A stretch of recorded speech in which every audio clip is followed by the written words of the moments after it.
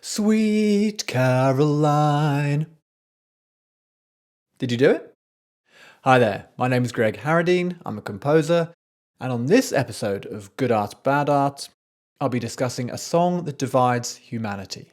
I'm talking, of course, about Sweet Caroline by Neil Diamond, back from 1969.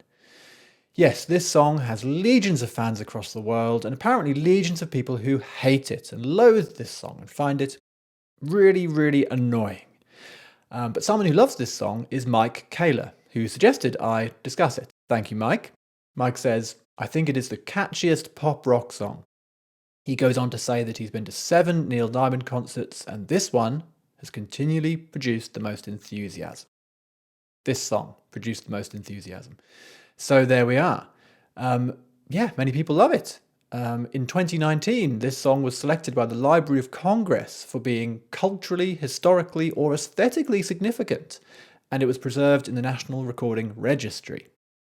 This song has become a fixture of sporting events across the globe, hasn't it? Especially in the United States and the United Kingdom. So, where do I fall on it? Well, you might be surprised to hear that I am on Mike's side. I love this song. I love it. Now, why is that? Let's go through and figure out why I think it is great, but also why other people might think the opposite, right? So, I just have to share this first. Here's a headline from the Daily Mash, which sums up many of the kind of points of view online of people who don't like this song. Daily Mash headline, Sweet Caroline and other shit songs inexplicably loved by British people. Other songs on that list were Wonderwall and Mr. Brightside and others. Obviously, it's not just British people, it's Americans too, and people the world over. But yes, so why is this song loved? Okay, the arrangement is excellent. Yeah, Charles Calello, a name you might not know, but he's an amazing arranger. He's arranged huge numbers of hit songs, and if you sit down and listen properly to Sweet Caroline, you'll hear the horns, the strings, the band, the backing vocals, all arranged by Charles Calello. Really, really well done, well judged, Lots of points of interest to listen to. But I think people generally find this song annoying because of just drunken people singing along to the chorus, right? As I sang at the start, Sweet Caroline, bum, bum, bum, right? That's just annoying when it's done by a load of drunk sports fans, Also, there's a simplistic quality to this song. People say they find it boring. It might be because it's quite simple. Mainly just 3 chords. We're in the key of B. It's mainly just the 3 major chords in this key. B, E, and F sharp. The chords 1, 4, and 5. Tonic, subdominant, and the dominant. That's sort of it. And it has a sort of, especially the verse, has a kind of nursery rhyme quality of very simple, diatonic, obvious melodies. And yet, it draws you in. It draws you in. The song starts with this intro. We have a dominant pedal. That's a low note. On the 5th note of the scale, and it's just building some anticipation. As the melodies rise above in the horns, building anticipation. Then we get into the verse. Verse is it's a bit simplistic, but once the verse is over, we get into what we might call the pre-chorus. Hands, touching hands, and the vocal melody rises gradually, doesn't it? Touching me, touching you, getting higher. It's building our anticipation. And there's a weird quality to the lyrics, which is, what are they about? Hands, touching me. Excuse me, there's a phone call, but I'm going to hang up that. I don't redo these videos. They're one take, So there we go. Proof, they're seriously one take. Maybe that's Neil Diamond ringing to discuss this video with me. Thank you, Neil. I'll talk to you later.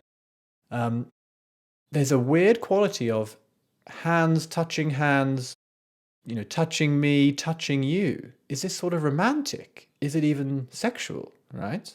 But this is a real wholesome song, so it's not really sexual, but there's a bit of romance. Or is it more religious? Is it like a laying on of hands, right? I think this dichotomy between it just being a wholesome, good song, but it's also mentioning body parts and touching, that's interesting. So an interesting point. And then the chorus. Now, this is, I think, one of the genius parts of the song. So Neil Diamond's his voice has been rising up during the pre-chorus, getting higher and higher, and finally he lands on that note for the word sweet, and he's on the note D sharp, which is the third note above B, right? It's a third above B. It's that sweet major note, a major third of a B major chord. He's on that sweet major note, right? And then when he jumps down for Caroline, the note he ends on is G sharp, the third note, the major third of an E major chord, right? So he's going from the sweetest note in a B major chord to the sweetest note in an E major chord. And it just sounds beautiful and it touches us. Yeah, it touches us. Also then, the music stays on that E major chord for 3 whole bars. Yeah, it's a long time to be on the subdominant. But it's a safe place to be. Yeah, the subdominant chord is a safe place. It's not as victorious sounding as the dominant, the 5th chord. It's softer. Yeah, it's safer. It's more pleasant. It's more accepting in a way. Yeah, and then we do get the dominant chord for 2 bars at the end. So it's a 6-bar phrase in the chorus.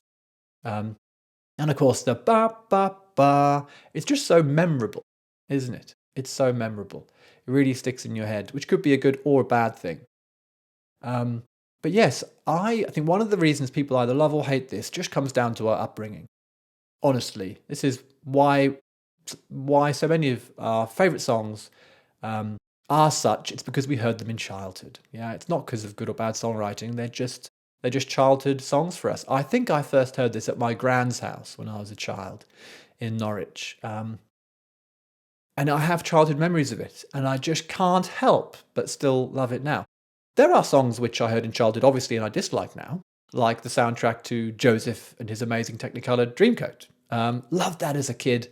Now, I think it's shit. But this song still, I can't help but say, yes, I'm still a fan. And doesn't Neil Diamond's voice just bespeak of honest, true communication?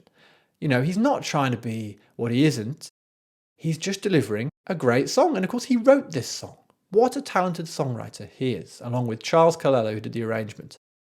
Yes. So please tell me, have I got it wrong? Is this really a bad song? If so, let me know why. But Mike, I'm with you. I'm with the millions of people around the world who love this song. I love it. I give it a score of 85. Let's celebrate this great song, Sweet Caroline. I've been Greg Harradine. Please tune in next time. Goodbye.